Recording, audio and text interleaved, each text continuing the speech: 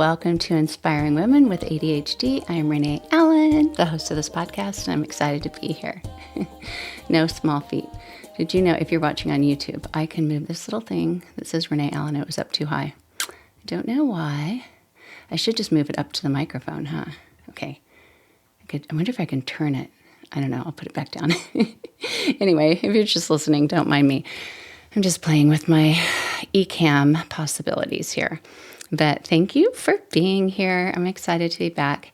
I feel like if you're watching on video, by the time, I don't know, another month or two is up, you're going to see every angle of this room because I keep trying it from different ways. But I'm showing the window right now because I like the windows. And then I don't have to worry about if a book's up straight or whatever. But that's not what I'm talking about today. It kind of is, actually. I'm talking about emotional clutter.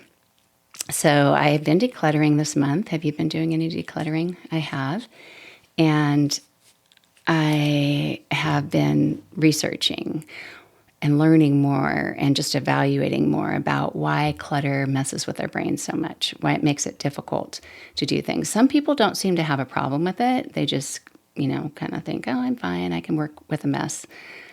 If your brain is already cluttered or scattered, it might be harder for you to work with a mess. Or you might have a brain that has a hard time making it not a mess anymore. So it can be a struggle for sure. Or you might really thrive on cleaning and organizing because it does feel good to have that space.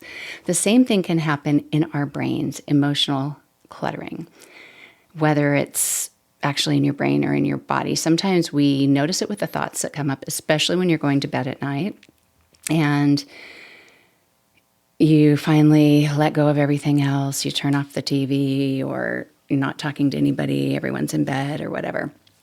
And all of a sudden, all these thoughts come up, especially if you've been in charge of things or there's been a lot of pressure to do something a certain way. It could be whether it's a holiday or a party you're putting on, a baby shower or something like that. Wedding receptions, that's a big one, or putting on a wedding. It can be hard afterwards with all the evaluating that goes on. That is emotional clutter. That is what's left after something happens, or you have a conversation with somebody, or you went out to dinner with a bunch of friends, and then afterwards you are running through it in your mind.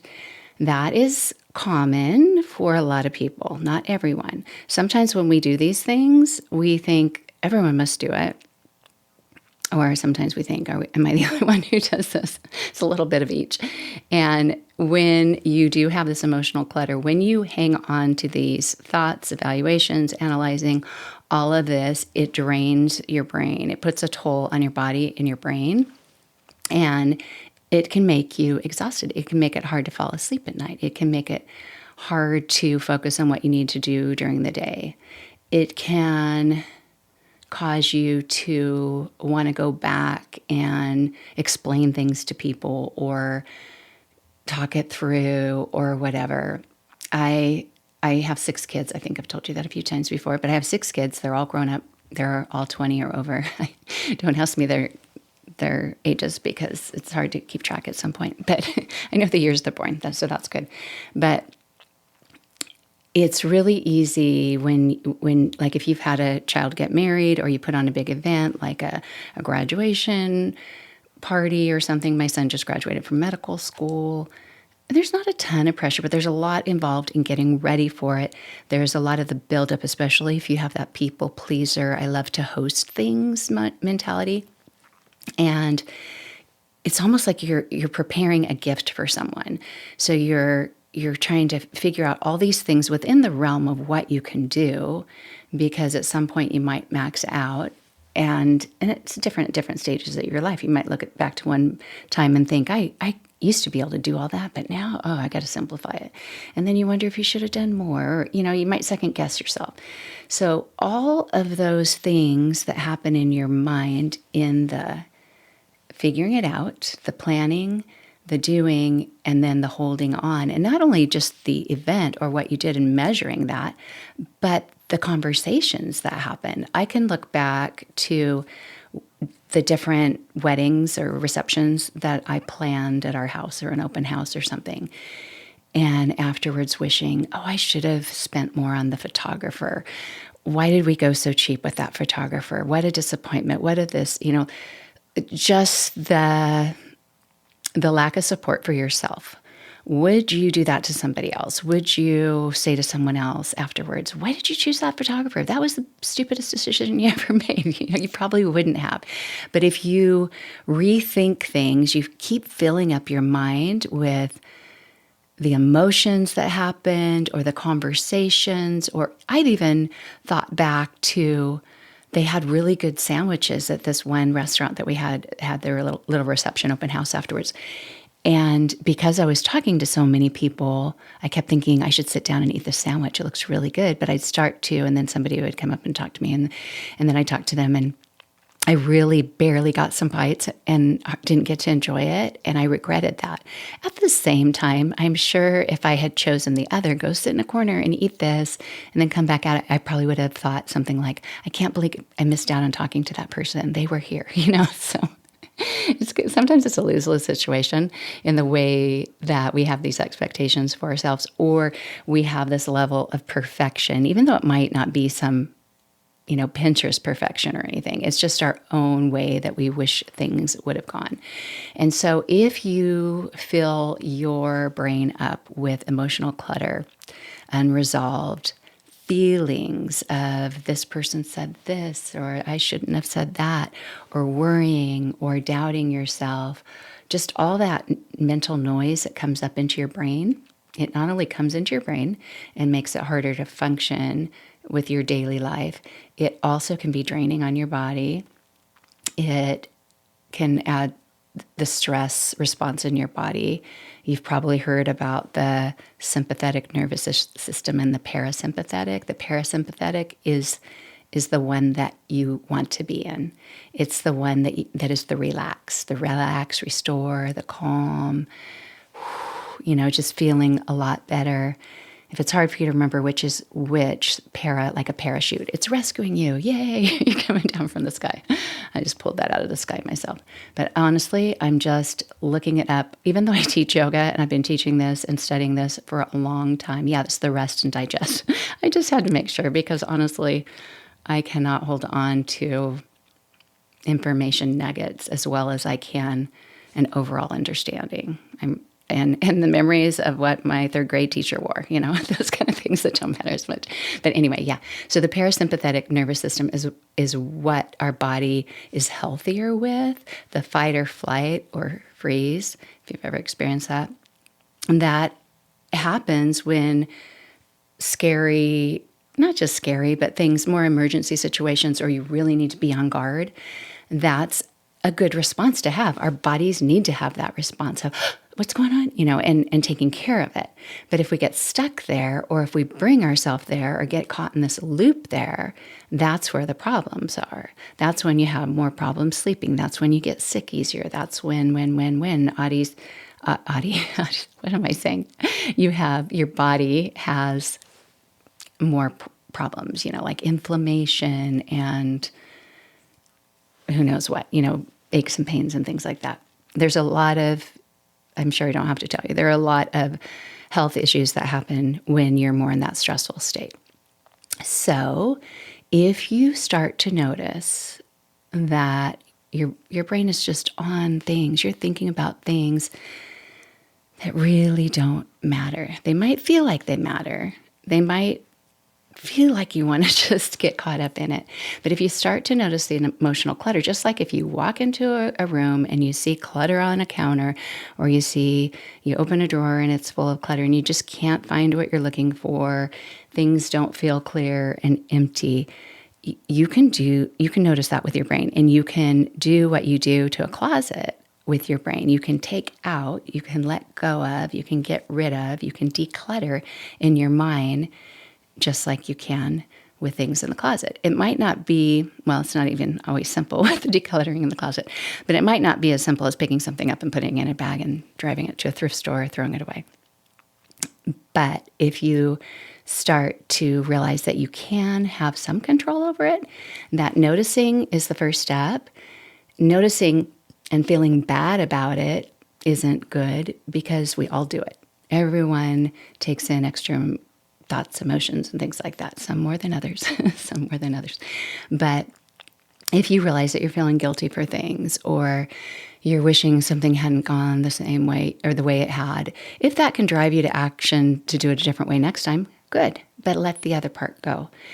And when I teach yoga, there's some things, as I look out at the clouds in the sky, I can't see because I really only use my glasses for computer and stuff. But when you look at clouds in the sky and you just lay there, you can watch the clouds move. Sometimes you don't really notice they're moving. But if you look long enough, or if you compare it to something like a tree, the cloud is getting farther away from that tree because the tree's not moving unless the wind's blowing. but you can watch the clouds go by. Back in the day when we really just slowed down and watched clouds go by. Some days they do go by faster, but they do go by. And I think of my thoughts like being those clouds in the sky. And instead of just hoping they go away, I help them go away. I'm mentally watching them go by, which means I'm sending them away. And you can do that with your thoughts. Or you can evaluate, is this really needed right now? Because it might be something that you think, I really don't want to give up on that thought. I don't want to send it away forever. But can you at least let go now? I learned a lot from yoga classes because I look at them as, and you could do this with any place that you go. You can go to a class, you're taking classes at school or whatever, you're in a workout class or whatever. Whatever your purpose is for that time that you're there. And when I would go to yoga, that's to relax, just to kind of have a little vacation in that hour, hour and a half, or however long the class was. Have a little vacation from my life, have a little time just to myself. And if I go in there and have the same thing going on in my mind that was happening an hour before, am I really separating myself from what was happening before? Not really. I'm just changing like the environment. I'm in a different room. I'm doing different movements with my arms and stuff. But if my brain is still there, I'm not really doing the yoga. I'm not really letting go. If I went on a hike with a friend and I'm just thinking, I'm going to go up into the redwoods, which I used to do a lot when we lived in the redwoods, go on a hike and just bond with this friend. But if I'm going up there and just still in a mood that I was in before, bringing whatever was happening before there, I'm not really, obviously in the moment, I'm not taking advantage of the opportunity that I have to have this be a meaningful and wonderful experience. And hopefully a lot of experiences that we have, the aim is to either, enjoy or help someone, benefit in some way. And if we're disrupting that ability for that to happen, then just looking at what you're doing, not anybody else is doing. Maybe somebody else started that because just being with them and that conversation brought those emotions, but you're the one that's keeping it going. You're the one that's keeping it going. So noticing your power in that and what you can do to get rid of that emotional clutter is really helpful. Some examples are me going to a yoga class really late. It can happen with ADHD. It can happen if you're like running behind and trying to do too many things. That's more my go-to now. But there have been times when it's more of the complete brain glitch of, for some reason in my mind, even though I've been to this class 20 times before, today I thought it started at this time, that time, not that time. How did I mess up on that? So you walked in a half hour late. It was an hour and 45-minute class. So I wasn't halfway through, but I could tell I wasn't at the beginning. And I got in there with the purpose of enjoying that yoga class and learning and trying new things and letting go and all those things. I go in a little bit horrified that I'm so late. And not sad that I missed out, but just like, that was so lame, like why? So I go in and the teacher, who was my trainer at the time, said, oh, come in here, in a room of 40 people. He puts me right up next to the wall. So for my first challenges, I'm doing yoga, honestly, with my face less than a foot from the wall and trying to not have my hands hit it and stuff. I'm like, oh, thank you for that. So that was my first mental challenge of, can I do this and still enjoy it? So I learned at some point that when you go into a yoga class, things will happen. Like one time I went in, it was a free class. I learned don't go to free classes because too many people come and they're not always the best. That might not always be true, but that's what I thought that night. But anyway, I went in, 2 teachers. Some yoga teachers like to sing. I've never done that. Some yoga teachers like to sing, unless I'm like singing along with Sting, but I don't think I really do that when I teach. But anyway, so yeah, these two teachers were singing at the beginning, like after doing some Om things. And I enjoy doing that in a class, but I don't teach that way. It feels good to do it, but it's not my way of teaching. But anyway, so they're teaching, and I am very sensitive to people who are off key, and they were very off key. They were not gifted singers. They weren't even what's the word for like adequate or something. Tone deaf. So that was disruptive to my ability to relax because I was just like, oh, please stop singing, because I don't know if they were trying to harmonize or if they were trying to sing the same note, but it didn't sound good. Yeah, so it was interfering with my ability to relax. And I thought, I just want to leave. And I thought, if you want to learn something right now, what's going on in your brain? Can you let go of that? Can you endure the situation that's not unsafe? It's just somewhat disruptive or annoying. And noticing what's going on in your mind and still being able to appreciate a moment. Maybe I wasn't appreciating that moment, but the rest of class, it got better. In fact, toward the end, they did a pose that I use all the time when I teach now. I learned it in that class, and I'm so glad I didn't leave because I kept thinking, go out of the car right now, go. I kept thinking about it, but I stayed. But noticing what's going on in your mind, instead of getting caught up in it, like, this is driving me crazy to hear them sing like this, and just noticing, it's driving you crazy to hear him sing like this. Can you stay here a little longer? Can you practice this whole idea of breathing slowly and relaxing and being calm in a moment that doesn't feel calm? Or arrive really late and be really close to the wall. Have it almost drive you crazy, but learn to deal with something that may not be the best, but you can deal with it. The other thing that I noticed in my mind during that class was my practiced apology. Do you ever have a moment like where you start thinking, I need to apologize to this person. I need to let them know I'm really sorry because blah, blah, blah, blah, blah.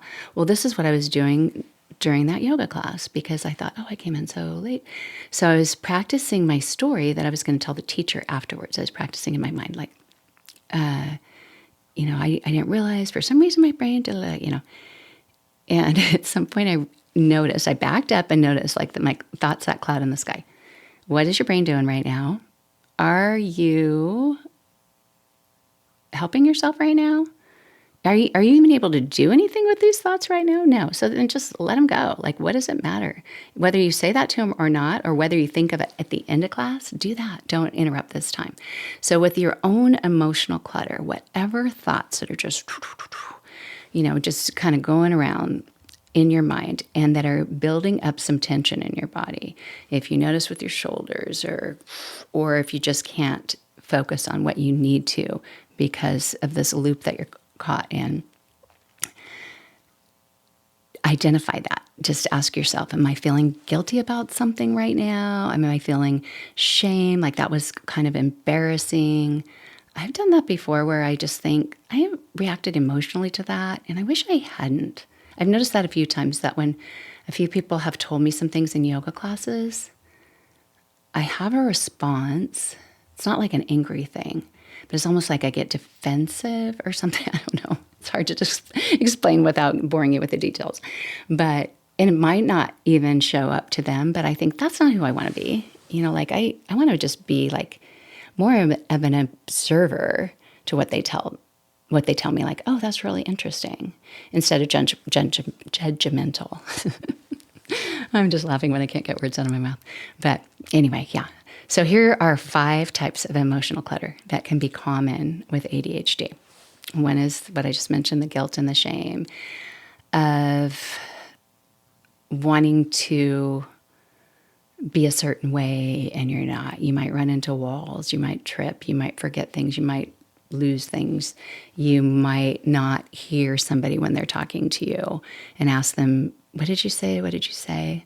I've heard more and more recently of women saying that a spouse or someone in their life will tell them, you should probably get your hearing checked because you're always asking what did you say?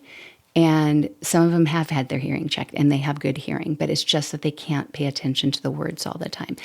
And not feeling bad about something like that. It is just how your brain works, and you do the best you can, and just not carrying that with you. I'm trying to learn right now, like I would say in the last couple of years, to not apologize for the way I am, because I tend to want to answer a text with a long answer. And sometimes I can get myself to answer with a short answer, and that's fine too. But I realize that there are times where I would rather not answer than not have it be complete or authentic. And then I would say things at the end like, I know this is, like, I just told you a whole story, but, or whatever, or leaving a voicemail or something. And I've decided, you know what? Who cares? Who cares? If that bothers that person, maybe they won't text you anymore. That's okay. But this is you, and you can have your relationships the way you want to. So you let go of that, so you're not carrying that with you and not walking away from a situation feeling that way. Another kind of emotional clutter that you might carry is a fear of failure, of having thoughts go through your mind every time you want to start doing something or do something or pursue something you've been doing or be consistent with it. And the idea that, well, I won't be able to do well at it, or this will be embarrassing if I try it and people find out about it because I'm really not that good at it. There's a lot of that. There's a lot of it. If you think about something you've wanted to do in life, there are times I kind of go back and forth of, I can do this. Yeah, of course. I've got the confidence I could do that. And then what on earth was I thinking? How embarrassing. Maybe I should just crawl in a hole right now. It's those thoughts, they can just bombard you, and it can be hard. So yeah. Trying to notice the conversations in your head and ask yourself, is it supportive? Is it cluttering up my mind? Can I just sweep that away, wipe it away, and do what I really feel driven to do, what I feel like I can do, or, follow my heart, follow my gifts. Another thing is people pleasing. Yeah. My goodness. I just did this life coaching, just finished a life coaching training, not because I want to be a life coach, but just because I wanted to have a certification to just understand what they do. I don't really want to do one-on-one coaching or anything like that, but I just thought it would help me understand working with people and learning what they do. But anyway, they had sections on people pleasing, and some of the experts said there were 5 types of people pleasers. Some said 6. The one that said 6, 5 out of the 6. Oh my goodness, I was so that. So that. And I know I've talked about people pleasing on the podcast, but I think I need to break down the types because it's like, yeah. And that can be emotionally draining because you are weighing out what you do according to what will help people love it, be happy, or not feel bad about themselves, or you're helping them. I used to agree to do things that people asked, like if you're volunteering or even just subbing, like because I teach, a lot of times teachers at gyms or instructors will need a sub. And I used to just jump on it. Yes, I'll do that. And I really wanted to help the people. And I thought it would be fun too. But I've learned to wait because maybe somebody else can help them. Maybe that actually helps them more and it's not disrupting their life as much. But yeah, the people-pleasing residue. Watch your brain and see if you do anything out of obligation or concern that you might hurt that person's feelings, but it really has nothing to do with whether it's right for you or not. Yeah, that can be draining. Oh, yeah. And just the overthinking, I've mentioned that a lot at the beginning. Replaying what you said, you did, you didn't do, what didn't go well. It's exhausting. It drains your brain capacity. And then you're not as emotionally adept. You're not able to function during the day. And that's what we want to do, right? When we get sick, do you ever get sick or injured, break your foot or something? I'm just laughing because I have 3 times. But you have a lot of time. You have a lot of downtime. And then you think of all the things that you normally could get done and do. And, there are a lot of things that you do every day and need to do. And when you are healthy and not injured, you don't want something like this to get in the way. When you have that capacity to do it, you don't want your, like some people say, I'm getting in the way of myself. I'm getting in my way. Something like that. There's this phrase. I don't know. Okay. The other fifth one. So emotional rejection sensitive dysphoria, RSD. I've talked about that before on the podcast. That is either feeling bad, carrying the pain from a real rejection, criticism, or not being understood, or even perceived rejection, criticism, misunderstanding. And if you have children with ADHD or grandchildren, I've even seen this with a few of my grandchildren who have ADHD, and I see it so much in myself. I see it in my youngest son when he was growing up. It's not always about trying to, some people think that you're debating or arguing because you're trying to be right. It's not that you're trying to be right, and it's not that you want to be right or that you're beating a dead horse, as they say. It's not that. You just know that they don't understand your intention or what you mean. And so you really have a need to express that to them. And sometimes you have the opportunity to do that.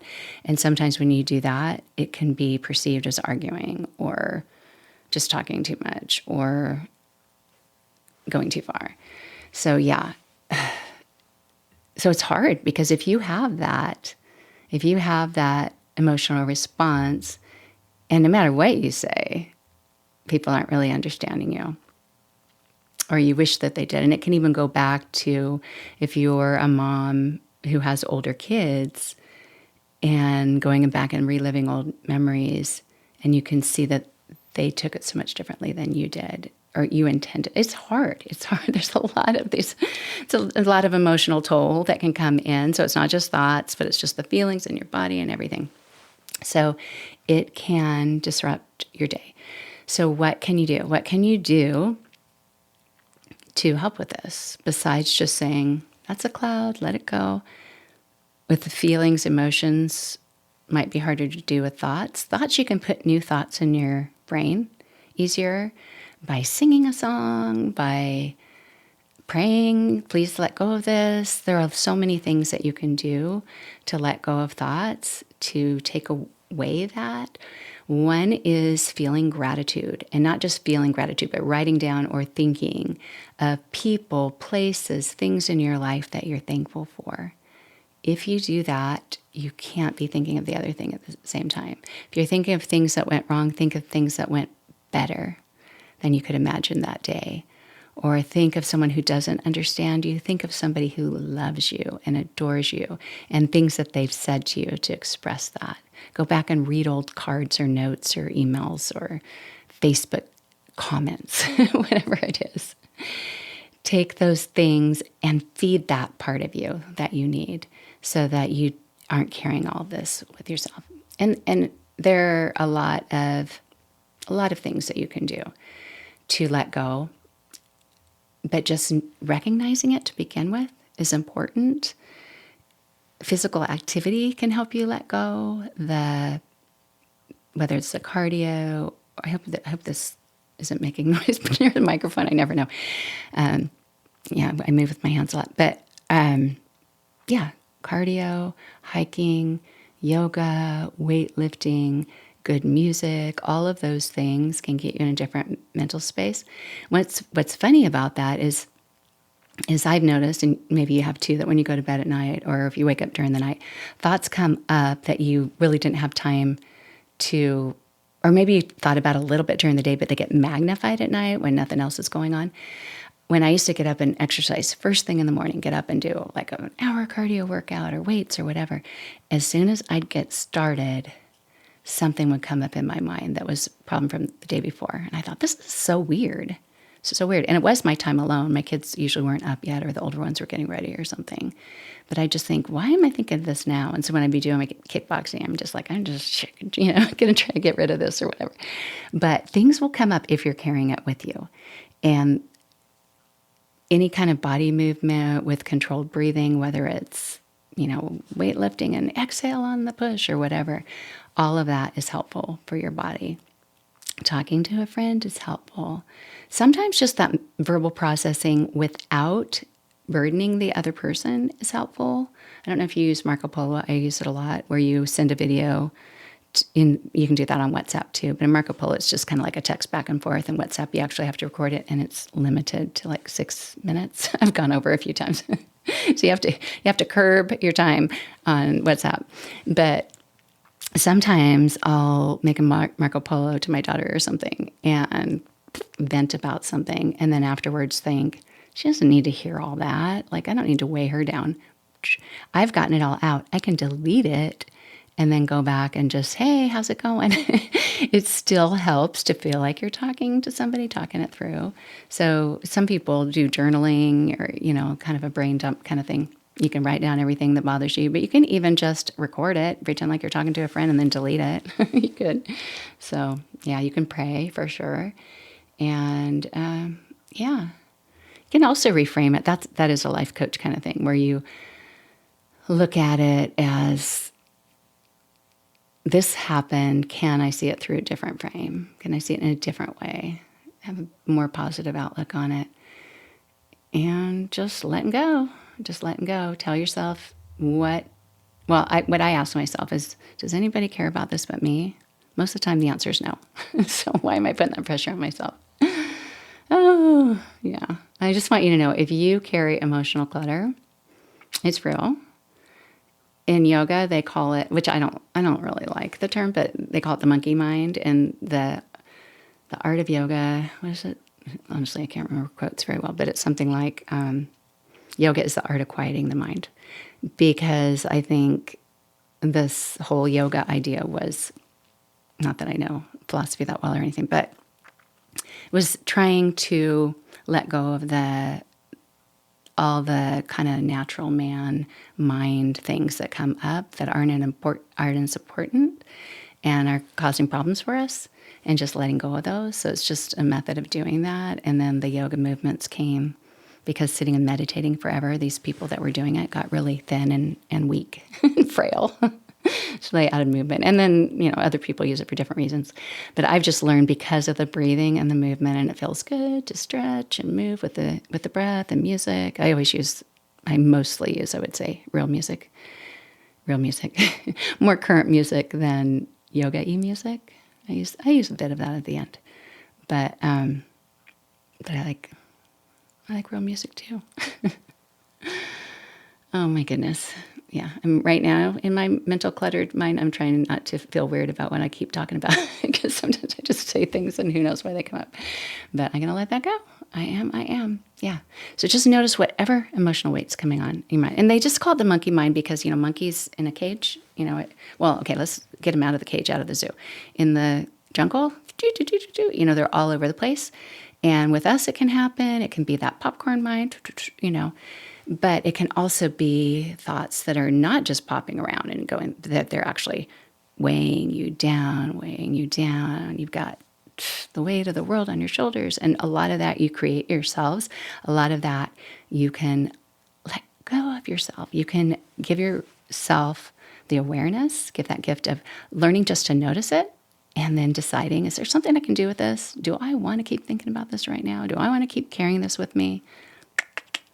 Yeah. Thank you for being here today. I'll get this one out today. I haven't been as consistent this summer, but I have been decluttering, and that's been fun. And those of you who have come to my website, thank you for doing that. It's renee-allen.com. I am getting better and better at my website. I figured out how to get my blog posts on there. I don't have all of them on there, and they're not all kind of re-edited. What they say on a YouTube tutorial that takes a day or a week, it's taken me 3 months. But it's not because I'm not working on it. It's just because the learning curve is hard. And I have to figure it out. I always find some little hitch that I want it to do this. And then I spend 3 days trying to figure that out. But I'm getting closer.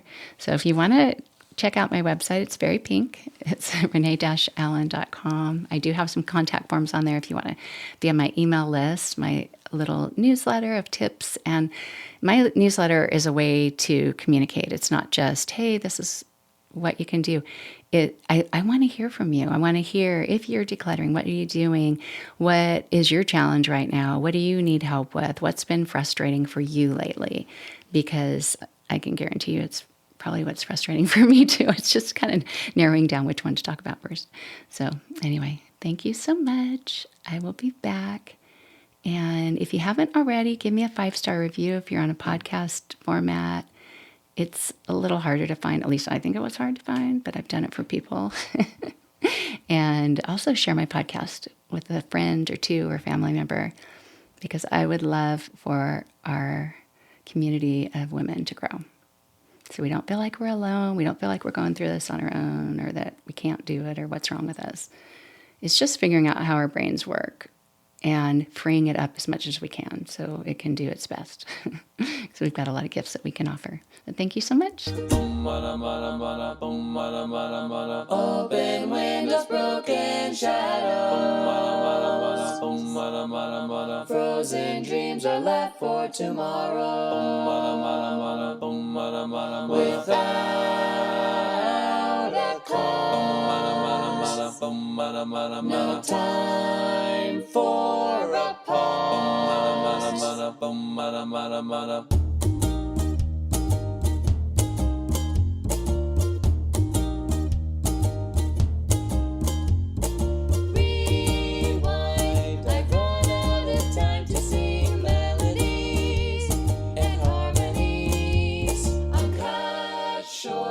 The silence of sound has yet been found, but not by me.